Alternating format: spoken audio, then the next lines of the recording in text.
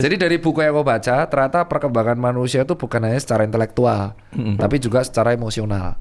Nah, di masa kecil sampai dia masa dewasa itu ada prinsip yang berubah. Itu yang dinamakan paradigma shift. Oke. Nah, kalau dia tidak pernah mengalami live event atau dia tidak pernah ngobrol sama orang, maka POV-nya itu akan dipegang terus sampai mati. Dan ciri khasnya adalah dia sulit menerima POV orang.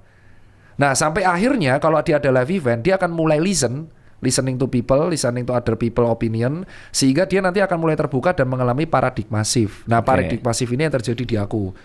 Jadi setiap manusia itu pasti akan mengalami atau perkembangan perubahan prinsip seiring usianya berubah. Dr. Tirta yang sekarang itu nggak akan pernah ada kalau nggak ada Dr. Tirta umur 25. Tapi kalau disuruh ngulang, aku tidak akan membiarkan yang 25 ini berubah. Ya biarin dia kayak gitu. Ya. Daripada nanti kalau dia kayak gitu, nanti umur 35 aku belum bisa kayak gini. Pertanyaannya, live eventnya apa berarti? Nyaris mati. Oh iya? Ya, pas gue jarak jauh, itu nyaris mati. Wow. Live event 2 kali yang membuat aku berubah itu adalah ketika aku gue jarak jauh di event namanya Audax tuh 1200, aku pingsan di KM 300. Terus pas pingsan itu ditolong sama warga. Ternyata heart rate-ku 220 BPM. Astaga. Masih hidup, arogan. Karena masih remuk lah. Terus habis itu aku check up. Ternyata VO2 max-ku hancur lebur di situ.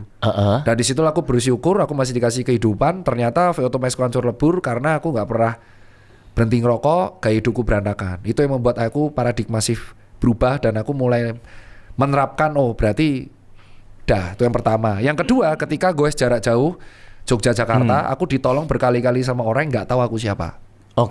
Dan itu yang membuat akhirnya aku tahu bahwa ternyata follower itu hanya dunia maya. At the end ketika di jalanan ada beberapa orang yang nggak tahu kamu siapa dan menolong kamu tanpa pamrih. Nah, 2 hal inilah yang membuat aku agak hati-hati dalam bertindak. Karena kita nggak tahu, siapa tahu dia followernya cuma 10, tapi di jalanan dia bisa menolongmu. Dan akhirnya kesimpulan ketiga adalah don't burn the bridge. Jadi misalkan kamu benci sama orang, jangan benci 100%. Karena bisa saja orang yang benci ini akan membantumu, tapi kalau kamu sudah dendam, kamu bakar jembatannya, ya kamu nggak punya siapa-siapa lagi. Gokil.